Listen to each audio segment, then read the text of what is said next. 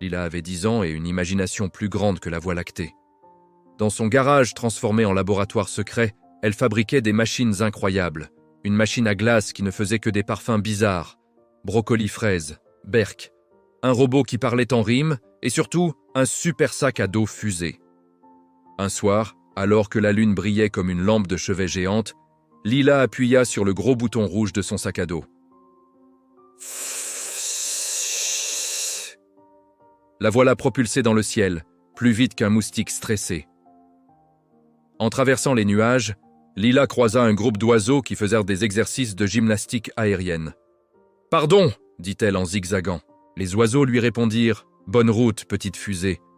Quelques secondes plus tard, hop, elle sortit de l'atmosphère et arriva dans l'espace, là où les étoiles ressemblent à des confettis lumineux jetés dans une nuit noire. Une planète pas comme les autres. Lila atterrit sur la planète Bric-à-Brac, un monde où tout était inventé, rien n'était naturel. Les arbres avaient des interrupteurs pour allumer leurs feuilles lampes. Les rivières coulaient en forme de spirale comme des ressorts. Et les habitants étaient des bidouilleurs, de petits êtres ronds fabriqués avec des boulons, des ressorts et beaucoup d'idées. Le chef des bidouilleurs, un vieux robot grinçant, s'appelait Maître Cliquetis. « Bienvenue, Lila !» dit-il en faisant un salut qui fit tomber 3 de ses vis. « Nous avons besoin de toi. Notre grande machine à planète est cassée. Si nous ne la réparons pas, Bric-à-Brac ira dans tous les sens comme une toupie folle. » La grande machine était gigantesque. Un mélange de four à micro-ondes, de manège, de bibliothèque et de grille-pain. Un voyant rouge clignotait. Panne gravissime. Lila observa attentivement. Il manque une pièce essentielle. Un turbo-élastomoteur 3000. On n'en a plus, pleura un petit bidouilleur en ressort.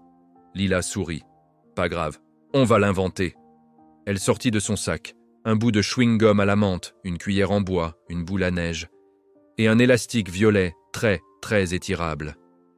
Après 1000 idées, 3 explosions, et un bidouilleur devenu temporairement fluorescent, Lila fabriqua un turbo-élastomoteur qui brillait comme une étoile disco. « Installez-le !» Les bidouilleurs le fixèrent, serrèrent les boulons, appuyèrent sur le bouton. Vroom! La planète se stabilisa et se remit à tourner doucement. Pour remercier Lila, Maître Cliquetis lui offrit un micro-étoile. Une petite étoile vivante qui ronronnait comme un chat. « Elle t'éclairera toujours quand tu auras une idée brillante, » dit-il. Lila reprit son sac à dos fusée et rentra sur Terre. Dans sa chambre, elle posa la micro-étoile sur son bureau. Elle scintillait joyeusement. Bon. Et si j'inventais maintenant une machine à trier les devoirs ? La micro-étoile clignota 2 fois. Lila comprit que c'était un grand oui. Le lendemain, Lila se réveilla pleine d'énergie. La micro-étoile tournoyait autour d'elle en faisant un petit bruit de clochette cosmique.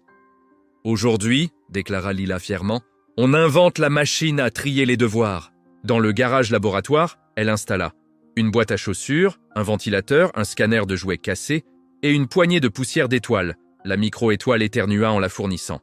Elle colla, scia, scotcha, boulonna. Bip, bip, bop!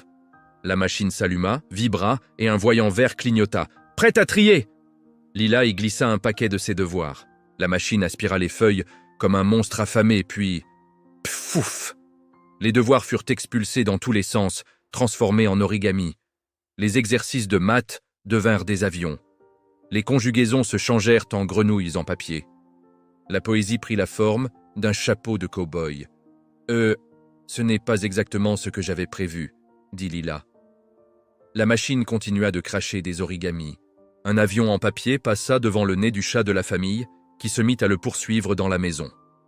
Une grenouille de conjugaison sauta sur la tête de Lila. Et la micro-étoile, paniquée, clignotait en mode SOS cosmique. Alors que la machine s'emballait, un petit portail dimensionnel s'ouvrit dans un coin du garage. Fizz. Les bidouilleurs débarquèrent en trébuchant les uns sur les autres. « On a senti une invention incontrôlable !» annonça Maître Cliquetis. « On adore ça !» ajouta un bidouilleur, tout excité. Ils se mirent à danser autour de la machine à devoirs, serrant des boulons, resserrant des ressorts, ajoutant des lumières arc-en-ciel. La machine se secoua une dernière fois. « Téchac !» Et tout devint silencieux. La machine à devoirs modifiée sortit enfin un petit papier tout propre. Lila le prit et lut. « Félicitations ! Tous tes devoirs sont faits. Mais maintenant, tu dois ranger tout le bazar. » Le garage était recouvert d'avions, de grenouilles en papier, de confettis d'étoiles et de bidouilleurs qui jouaient au trampoline sur des cahiers. Lila éclata de rire. « C'est ça la science. On ne sait jamais ce qui va se passer. » Les bidouilleurs hochèrent la tête et la micro-étoile fit un clin d'œil lumineux. Lila rangea le garage avec l'aide des bidouilleurs, qui n'étaient pas très efficaces mais très enthousiastes. Puis elle déclara « Demain j'invente une machine qui range. » Sans faire de bazar. Les bidouilleurs se regardèrent. « On revient demain ? Seulement si ça explose, » répondit un autre. Tout le monde éclata de rire. Et la micro-étoile, fidèle compagne, brilla si fort qu'elle illumina toute la nuit.